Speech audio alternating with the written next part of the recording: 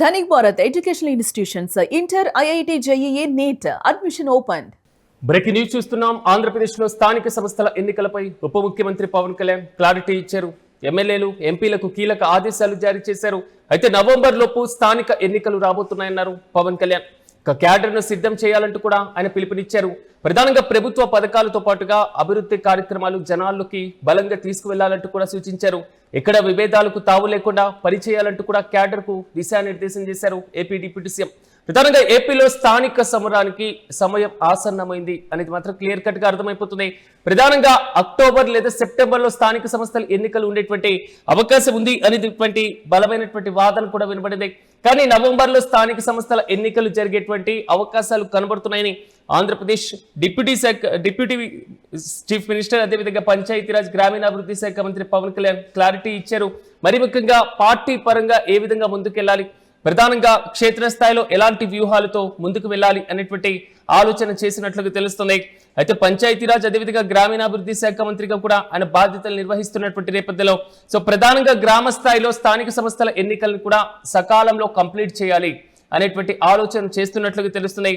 ప్రధానంగా పార్టీ పరంగా కూటమిలో ఉన్నటువంటి లుకలుకలు, అంతర్గతంగా ఉన్నటువంటి విభేదాలు వీటన్నిటిని పక్కన పెట్టేసి పూర్తి స్థాయిలో అత్యధిక స్థానాల్లో గెలుపొందాలి అనేటువంటి ఆలోచన చేస్తున్నట్లుగా తెలుస్తుంది. మరి ముఖ్యంగా కేంద్ర ప్రభుత్వం ఇచ్చేటువంటి నిధులను నేరుగా పంచాయతీ రాజ్ సంబంధించినటువంటి ఖాతాల్లోకి వెళ్లేలా, ఆ నిధులు వేరే ఖాతాల్లోకి వెళ్లకుండా కఠినమైనటువంటి నిబంధనలు కూడా ఇంప్లిమెంట్ చేసేటువంటి అవకాశాలు కనబడుతున్నాయి. ప్రధానంగా గ్రామాల్లో మళ్ళీ సర్పంచులకే పూర్తి అధికారాలతో పాటుగా గౌరవం దక్కే విధంగా కొన్ని సంస్కరణలు తీసుకొచ్చేటువంటి పరిస్థితులు కూడా కనబడుతున్నాయి. దీంతో పాటుగా ఈసారి స్థానిక సంస్థల ఎన్నికలు నూతన జిల్లాల వైజ్ గా జరగబోతున్నాయి. గతంలో సాగినటువంటి జిల్లాల పునర్విభజన తర్వాత జరగబోతున్నటువంటి ఎన్నికలు కాబట్టి రాష్ట్ర వ్యాప్తంగా ఉన్నటువంటి నూతన జిల్లాలను బేరీజు వేసుకున్న తర్వాతనే జిల్లా పరిషత్ ఎన్నికలు, మండల పరిషత్ ఎన్నికలు, గ్రామ పంచాయతీ ఎన్నికలతో పాటుగా మున్సిపల్ కార్పొరేషన్, నగర పంచాయతీ ఎన్నికలు కూడా నిర్వహించేటువంటి అవకాశాలు కనబడుతున్నాయి. మొత్తం మీద వివిధ దశల వారీగా కూడా ఎన్నికలు నిర్వహించేటువంటి యోచనలో ఏపీ ప్రభుత్వం కనబడుతుంది.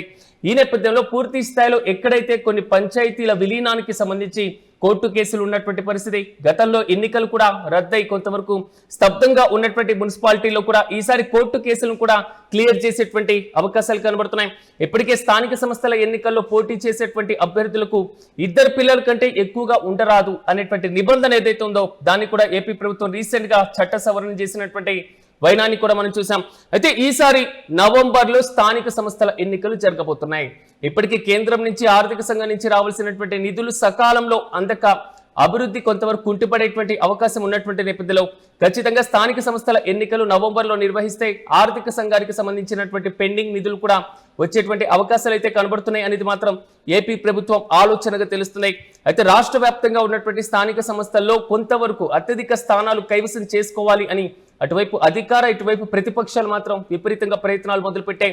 కొన్ని ప్రాంతాల్లో ఏకగ్రీవమయ్యేటువంటి గ్రామ పంచాయతీలు ఏదైతే ఉన్నాయో వాటికి ప్రభుత్వం భారీ స్థాయిలోనే నజరానా ప్రకటించేటువంటి ఆలోచన కూడా చేస్తున్నట్లుగా తెలుస్తున్నాయి.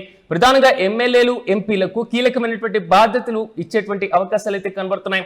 గతంలో అసెంబ్లీ ఎన్నికల నేపథ్యంలో కొన్ని స్థానాలకి పరిమితమైనటువంటి జనసేన పార్టీ క్షేత్రస్థాయిలో సంస్థాగతంగా బలోపేతం దిశగా అడుగులు వేస్తున్నటువంటి వైనం ఇప్పటికే మనం చూసాం. ఆ పార్టీ వ్యవస్థాపక దినోత్సవాన్ని కూడా పక్కన పెట్టేసి క్షేత్రస్థాయిలో ముందు సభ్యత్వాల నమోదు పైన ఫోకస్ పెట్టాలి అనేటువంటి ఆలోచన చేస్తూ ముందుకు వెళ్తున్నటువంటి వైనం. మరి ఇలాంటి సందర్భంలో స్థానిక సంస్థల ఎన్నికల్లో కూటమిలో జనసేన ఎలాంటి రోల్ పోషించబోతుంది అనేటువంటి క్వశ్చన్ కూడా రైజ్ అవుతున్నాయి. అత్యధిక స్థానాలు కోరేటువంటి అవకాశం, క్షేత్రస్థాయిలో నూతనంగా ఒక సంస్థాగత నిర్మాణం దిశగా స్థానిక సంస్థల ఎన్నికలు బలోపేతం చేసేటువంటి దిశగా జనసేన అడుగులు వేసేటువంటి పరిస్థితి క్లియర్ కట్ గా కనబడుతున్నాయి. దీంతో పాటుగా పలువురు కార్యకర్తలకు అవకాశం ఇవ్వడం, క్షేత్రస్థాయిలో సర్పంచులు, ఎంపీటీసీలు, జెడ్పీటీసీలు, కౌన్సిలర్లు అదేవిధంగా మున్సిపల్ చైర్మన్ల పదవులకు జనసేన అభ్యర్థులను కూడా పోటీలోకి దింపేటువంటి అవకాశాలు అయితే కనబడుతున్నాయి. అయితే నవంబర్ లో స్థానిక సంస్థలు ఎన్నికలు రాబోతున్నాయంటూ పవన్ కళ్యాణ్ హింట్ ఇచ్చినటువంటి నేపథ్యంలో క్యాడర్ అంతా సిద్ధం కావాలి. క్షేత్రస్థాయిలో అభ్యర్థుల యొక్క జాబితాను సిద్ధం చేసుకోవడంతో పాటుగా ప్రభుత్వం అమలు చేస్తున్నటువంటి పథకాలు, అభివృద్ధి కార్యక్రమాలు ఇవి జనాల్లోకి బలంగా తీసుకువెళ్లాలి అని పలు సూచనలు చేసినట్లుగా తెలుస్తున్నాయి. ప్రధానంగా లోకల్ బాడీ ఎలక్షన్స్ లో రాష్ట్రంలో అధికారంలో ఉన్నటువంటి ప్రభుత్వాలే విజయం సాధించడం ఒక సర్వసాధారణమైనటువంటి విషయంగా మారిపోయింది. కానీ కొన్ని ప్రాంతాల్లో, కొన్ని జిల్లాల్లో ప్రతిపక్షాలు బలంగా లేదా ప్రతిపక్ష పార్టీల ప్రభావం ఎక్కువగా ఉన్నటువంటి జిల్లాల్లో బలమైనటువంటి పోటీ కూడా ఎదురవుతూ ఉంటుంది. మరి అలాంటి సందర్భంలో ప్రతిపక్షాలకు ధీటుగా ప్రభుత్వం అక్కడ పనిచేసి పూర్తి స్థాయిలో విజయం సాధించాలి అంటే ప్రభుత్వం చేపట్టిన అభివృద్ధి కార్యక్రమాలు, సంక్షేమ పథకాలు మాత్రమే ఆధారపడి ఉండేటువంటి అవకాశాలు కనబడుతుంటాయి. మరి క్షేత్రస్థాయిలో ఏ విధంగా వెళ్ళబోతున్నారు, ఎక్కడ విభేదాలకు తావు లేకుండా పనిచేయాలని క్యాడర్ కు దిశానిర్దేశం చేస్తున్నటువంటి నేపథ్యంలో డిప్యూటీ సీఎం తాజాగా చేసినటువంటి వ్యాఖ్యలు ఒకసారి పరిశీలించినప్పుడు కూటమి స్థానిక సంస్థల ఎన్నికలకు సిద్ధమైపోతుందా, ఇప్పుడున్నటువంటి రాజకీయ పరిస్థితులు బేరీజు వేసుకున్న తర్వాత ఇదే సరైనటువంటి సమయం, ఈ సమయంలో మాత్రమే వెళ్తే స్థానిక సంస్థలు కొంతవరకు క్రెడిట్ పూర్తి స్థాయిలో అత్యధిక స్థానాలు కైవసం చేసుకునేటువంటి అవకాశాలు కనబడతాయి అనేటువంటి ఆలోచన చేస్తున్నట్లుగా తెలుస్తున్నాయి. మరి ఇప్పటికే వైసీపీ కూడా క్యాడర్ ను సిద్ధం చేసినటువంటి వైనాన్ని మనం చూసాం. లోకల్ బాడీ ఎలక్షన్స్ ఎప్పుడైనా రావచ్చు, అత్యధిక స్థానాల్లో మనం కూడా కైవసం చేసుకోవాలి, గెలుపొందాలి, కూటమి ప్రభుత్వం యొక్క వైఫల్యాలను క్షేత్రస్థాయిలో తీసుకువెళ్ళాలి అనేది మాత్రం ఆ పార్టీ నేతల ఆలోచనగా కూడా తెలుస్తున్నాయి. చూడాలి లోకల్ బాడీ ఎలక్షన్స్ లో ఎక్కువ స్థానాలు ఏ పార్టీ కైవసం చేసుకోబోతుంది, మొత్తం ఎన్ని దశల్లో స్థానిక సంస్థల ఎన్నికలు జరగబోతున్నాయి, రాష్ట్ర ఎన్నికల సంఘం సంబంధించినటువంటి కమిషన్ను నియమించిన తర్వాత మాత్రమే పూర్తి స్థాయిలో మేము ఎన్నికలకు వెళ్తామని ఇప్పటికే హైకోర్టుకు తెలిపినటువంటి నేపథ్యం. నీలం సాహ్నిని కూడా ఇప్పటికే తొలగించారు, ఆమె పదవీ కాలం కూడా పూర్తయిపోయింది. నూతన ఈసీ నియామకం జరిగిన వెంటనే లోకల్ బాడీ ఎలక్షన్ జరిగేటువంటి అవకాశాలు అయితే క్లియర్ కట్ గా కనబడుతున్నాయి. మరి ఇలాంటి సందర్భంలో తాజాగా నవంబర్లో జరగబోతున్నాయి అని డిప్యూటీ సీఎం ఇచ్చినటువంటి ఈ హింట్ పార్టీ క్యాడర్ లో మరింత జోష్ని పెంచింది, ఎన్నికల మోడ్లోకి తీసుకువెళ్ళింది.